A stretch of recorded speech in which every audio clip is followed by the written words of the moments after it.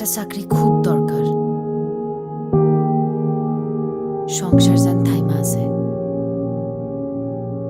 এই দেশে কি আর চাকরি আছে?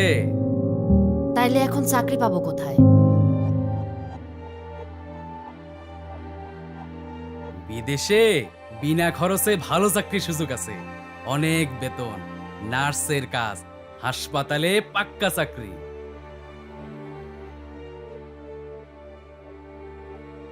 আমার তো নার্সের ট্রেনিং নাই। আরে ট্রেনিং ফেনিং তো সব হেরাই দিব, আর তোমার তো ওইখানে টাকা খরচ করে যাইতে হইতেছে না।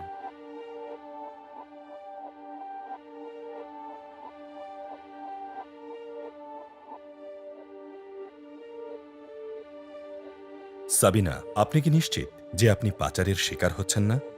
আপনি জানেন কি এরকম চাকরির প্রলোভন দেখিয়ে বাংলাদেশের অসংখ্য নারীকে বিদেশে পাচার করা হচ্ছে?